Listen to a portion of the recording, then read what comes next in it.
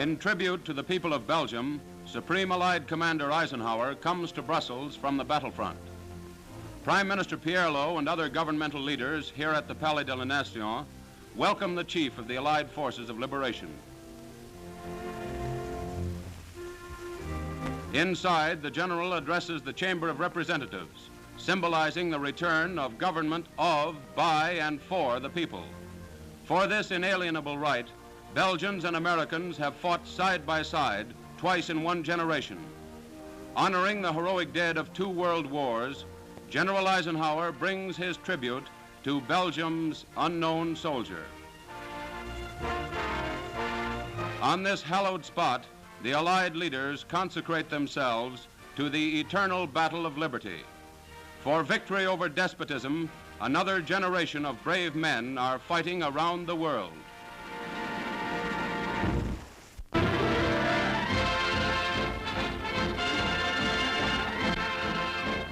Before the great ports of France and Belgium were opened up, before the railroads were serviceable, the problem of supply was perhaps the greatest problem Allied commanders had to face. The only available means of bringing food to the liberated areas, equipment and supplies to the battle zones, was by a highway which came to be called the Red Ball Highway, an endless stream of trucks and trailers rolling to the fronts on one-way roads. Along the narrow French roads, in fair weather and in foul, over the battered bridges, through the smashed villages, 24 hours a day, the Red Ball moved.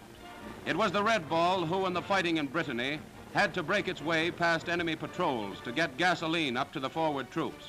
It was the Red Ball who brought the first food into Paris when the city had been liberated. It was the Red Ball who, on a maze of unfamiliar roads, supplied the Allied armies stretched from Antwerp to the Vosges, supplied 6 armies, and kept supplying them for 3 long months.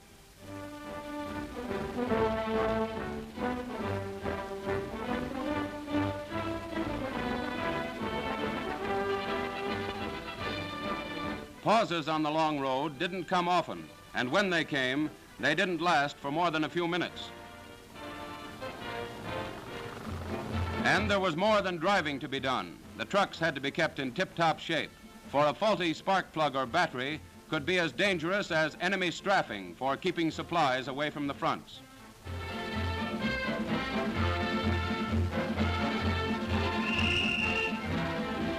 In 81 days of operations, the Red Ball carried 500,000 tons, 1,000 million pounds of supplies. The trucks themselves devoured 200,000 gallons of fuel. The American drivers and packers and loaders and maintenance men, the U.S. Army Transportation Corps, did a job that had never been done before in the history of war. No blackout at night.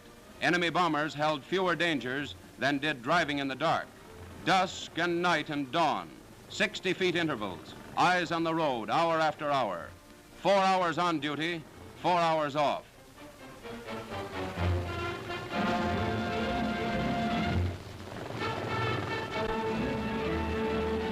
Sometimes there were accidents.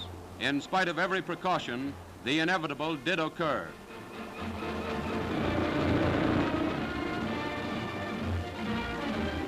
But the trucks moved on.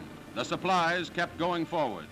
By mid-November, with the opening of Antwerp and the partial repair of the railroads, the Red Ball job was done. But it had been one of the greatest factors in all the victories in the West.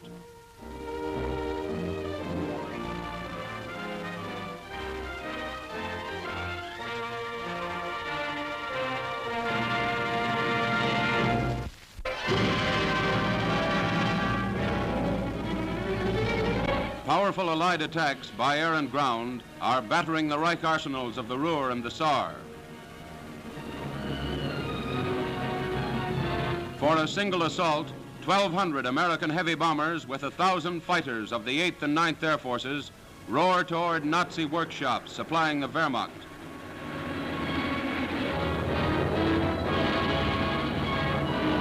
The Luftwaffe flings up new jet and rocket fighters, but the American fighter escort breaks up the attack.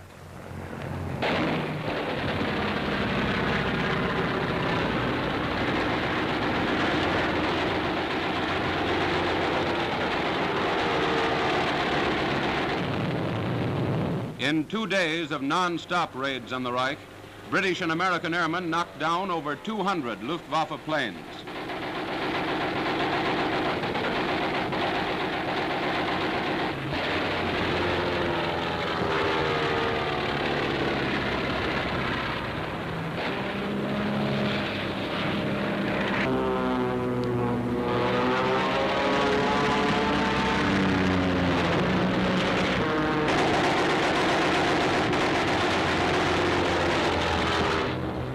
Clear of the enemy, the bombers roar in.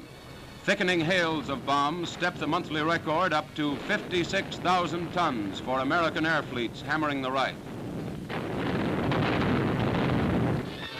For foot soldiers of Britain, America, and France, the Western Front stretches between the mines of Strasbourg in the south and of Geilenkirchen in the north. Storming out of Aachen, the American 9th Army hammers on the northern sector in partnership with the British.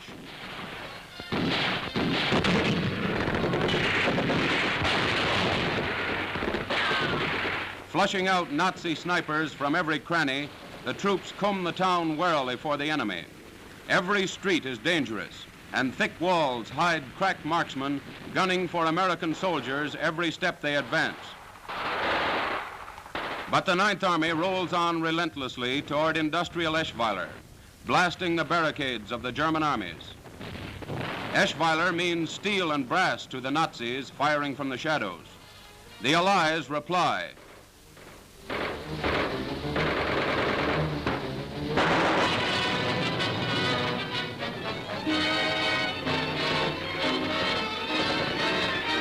Stone by stone, the gateway to the Ruhr crumbles. Street by street, the soldiers ferret out the enemy lurking behind barred doors.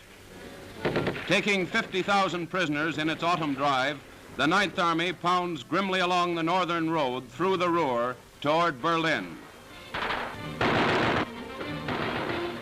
Thrusting for the Rhine, the 3rd and 7th American armies and the French forces in the south enclose the Saar Basin.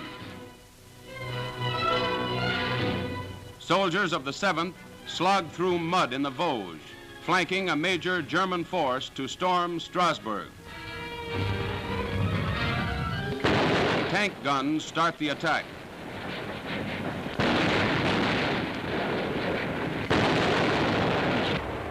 Bottled up in the hills, the Wehrmacht deserts heavy guns and even tanks to race frantically from an Allied ring of armor. Like their fathers, these boys and the French bring liberation to Alsace, twice freed from the same enemy. Strasbourg becomes a battleground. The Reich covets the mines and factories of this city near the Rhine. Over the river, Wehrmacht guns lob shells into the city, trying to release the trapped Nazi troops here.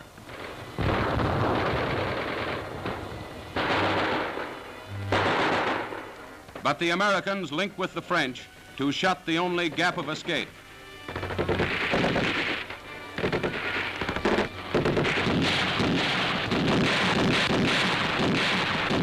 Here is the debris of fascism. Swastikas litter the square as mementos of another surrender.